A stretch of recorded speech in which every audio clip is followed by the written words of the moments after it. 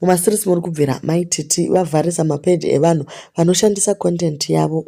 Peji raPamela Tamira radisappear paFacebook. Patricia Jack abva adana vanhu kuti ngatiripoteiwo maititi valuze page. Ukuwo Rutendo Samaza ari kuti isusu haisi main income, this is just back up. Saka chero ukativharisira hatina basa nazo. Welcome back to your channel. Please don't forget to like and subscribe. Taitiraka kuti muzive kuti chii chamuri kuexpecta pavidhiyo ranhasi. So Patricia Jack azonyora akati Dairy family, Weak family, Snake family, Zizi family, Skomota, Kubaka Baka, Masiriri, Dog family, let's go report a page.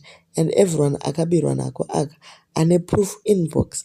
Kavharisa page raPamela Tamira kanoda kutonga nedemo kapera. Let's go guys nowandi wedu and report her. Enough is enough. Munhu wese ari anti-cat. Let's go pamavidhiyo ese akaituka and content yese and report. So ndo zvaari kutaura apa. Izvi zvauya paitika chii? Izvi zvauya maititi vanyora vakati Cat family, you know that a lot of people are doing reels and making money using my content, my pictures, etc. It's so unfortunate that a lot of them who do that. I hardly visit their pages. But unozongonzwa nevanhu, so I'm asking you a favor because I know you are all over. Every time you see anyone posting my picture, my videos, my content, and you know kuti hatidyidzane nemunhu iyeye, kindly just post the link of the post ikoko and send it to my WhatsApp. Copy the link and send to my WhatsApp. Vamwe vakutofunga kuti mbinga yeti vachiraramiswa necontent yangu. It's time to cut off my salaries acho. Ingonoshare link racho iroro rinenge rapost uye naro kuWhatsApp. Timbogura miswe mbichana. So Cat family yakanoreporta mapages akawanda kuna maititi vachisenda malink ana Pamela Tamira, zvimwe zvana Ketina zvavanoitawo nana Rusamazi. So ndo pakadini maititi vachibva vasenda kuna Zuckerberg uyo akazoteka action ndokutanga kuita macopyright mumapages aya until page raPamela Tamira ravhara totally. Hauchatomboriwani chero ukaritsvaka sei paFacebook. So vazotenda mafans avo vakati veduwe maita basa, let's keep reporting these links until we're done. Each to their own. Make money using your brain, not riding on someone's fame.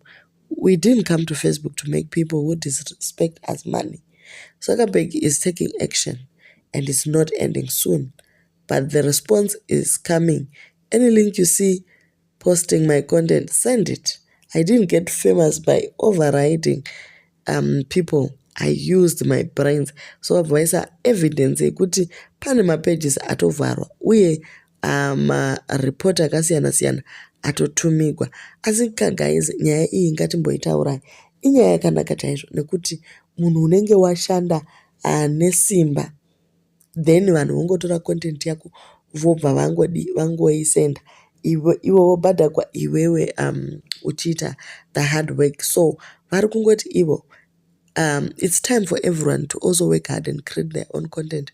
In a way, she is right. It is very difficult kugadzira content uchishanda nesimba uchiita zvese, then someone just comes and steals your content. It is so wrong. So vanga vambonetsana zvakare naLoveness Summers kumashure uku vachiti iwewe Loveness waiba macredit card evanhu, vakaburitsa article yacho ichiratidza kuti 2001 musikana aiba. So mai Masiriri vabva vangoti aiwa maititi rega ndikucorrect. It was actually 2008 or something. She corrected the dates but havana kuramba kuti ndo zvavaita. Maititi vabva vati imi maiva mbavha yemacredit card, nanhasi munoba macredit card, ndosaka maakusvina matumbu kuAmerica makaitwa blacklist paemployment. Ndimi mukuparidza zvekuba kwevamwe kudai. Come home Loveness, let me employ you. Hazvidi kugara America woita basa rekutyora mombe mutsipa. Feliglo is recruiting, uya ukweshe vanhu muviri. So uya ndikuendese kukliniki kwatinopuwa mapiritsi, iko zvinowa kuita kunge transgender uye miromo yako yakungobvinza masiriri dai wachingouya kunoku. So iyi nyaya iyi yatouya panyaya yekuti vari kutorwa namaititi vachivaudza kuti inini ndinosvina matumbu, that is my major income, handimirire mari yefacebook chete kuti ndiite mari. Saka iwewe chero ukaripota page raLoveness Summers hazvina basa, nekuti ndinokontinya ndichisvina matumbu nemaguru emombe.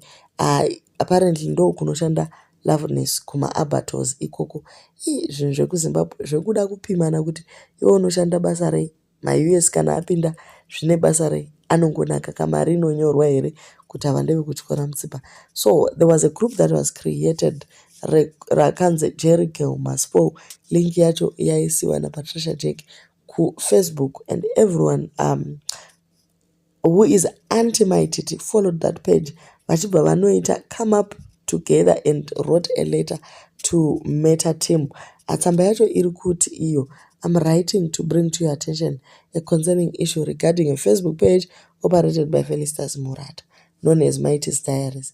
With over 1 million followers, it has come to my attention that Felicitas Murata was deported from United Kingdom due to allegations of fraudulent activity, including scamming individuals out of money. Furthermore, it has been reported that Felicitas Murata is attempting to silence individuals who speak out against the action by attempting to shut down pages that expose her behavior. As a concerned user of your platform, I believe it is important for Meta to be aware of such instances, as they pose potential risks to safety well-being of our user community. I urge Meta to investigate this matter thoroughly and take appropriate action, including suspension of Mighty's Diaries Facebook page, Felicitas Murata's Facebook page, if it is found to be in violation of your community standards or terms and conditions. Thank you for your attention to this matter. I trust that Meta will handle this issue with seriousness it deserves to ensure the integrity and safety of its platform. Sincerely, Timu Jerry Girl Must Fall. Saka ndo zvaitwa izvi pasingakanganwiki nyaya yekuti vakashandisa Facebook platform kubira vanhu ma30,000 avana Tete Mildred and also ndo zviri mumastreets izvi guys. Tichange tingokupai zizere as the story unfolds.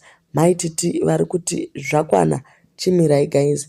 Uko guys dzacho dziri kuti bodoka Maititi, iwe uri content yedu, we are not going to let you go until wabhadhara vanhu vese vawakadefrauda through Facebook. Imekani zvinhu zvacho kana vanhu vatanga kuripota namacopyrights, hagame yacho haizoperi zvakanaka. Ameno kuti richavharwa here page kana kuti chii. Do leave your comments on what you think. Thank you for watching.